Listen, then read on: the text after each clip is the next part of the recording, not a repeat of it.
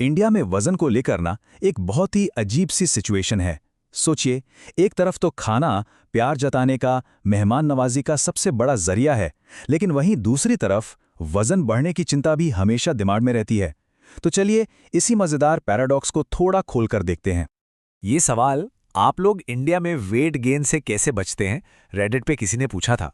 और सच कहूं तो ये सवाल उन लाखों लोगों के दिल की बात है जो इंडिया से बाहर रहते हैं, और जब घर आते हैं ना तो यही टेंशन उन्हें सताती है। और बस यहीं से शुरू होता है असली खेल।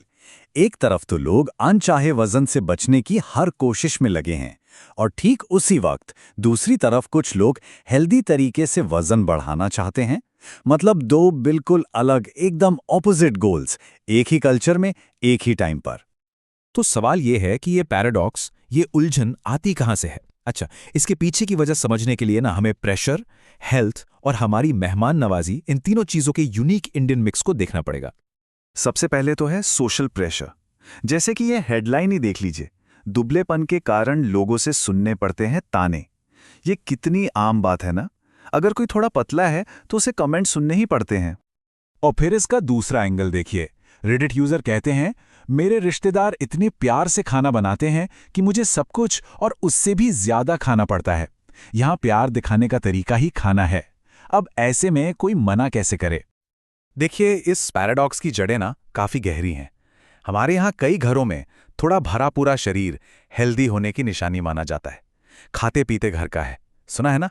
और वहीं अगर किसी की लीन मसल्स हैं तो उसे कमजोर समझ लिया जाता है।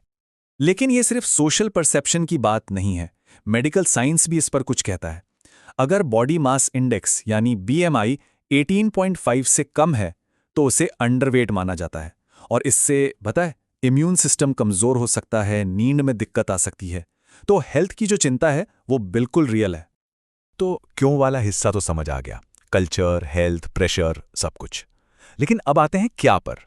मतलब अगर किसी को हेल्दी तरीके से वेट गेन करना है तो करना क्या चाहिए। चलिए इसकी पूरी टूल किट देखते हैं। यहाँ एक बात साफ समझनी जरूरी है। गोल सिर्फ फैट बढ़ाना नहीं है, गोल है मसल गेन करना।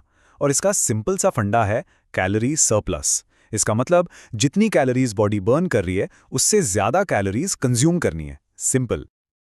और अच्छी खबर यह है कि इसके लिए कोई विदेशी डाइट की जरूरत नहीं है। हमारी अपनी इंडियन किचन ही पोषक तत्वों का खजाना है।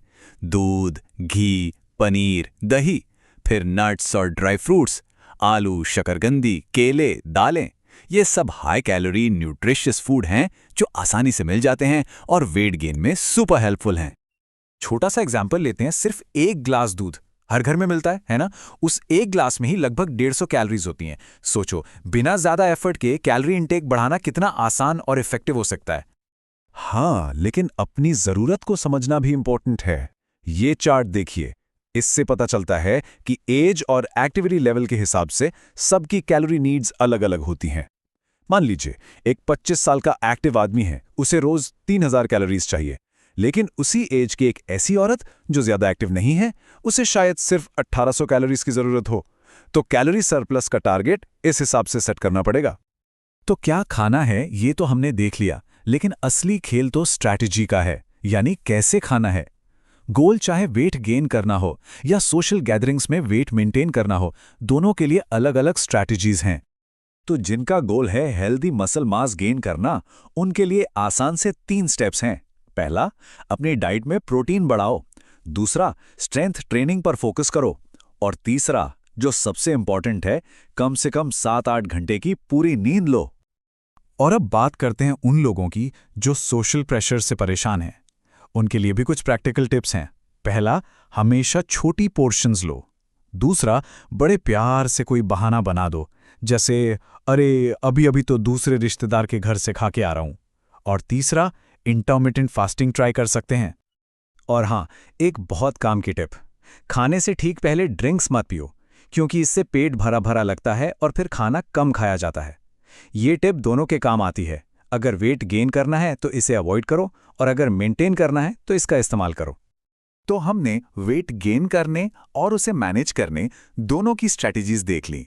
लेकिन आखिर में ये लड़ाई सिर्फ किलो के कांटों की है ही नहीं, ये उससे कहीं आगे अपने लिए एक हेल्दी बैलेंस ढूंढने की है।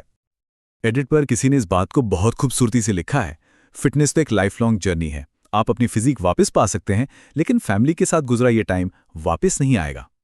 कितनी गहरी बात है ना। ये याद दिलाता है कि हेल्थ गोल्स और फैमिली के अनमोल पल दोनों को एक साथ मैनेज किया जा सकता है।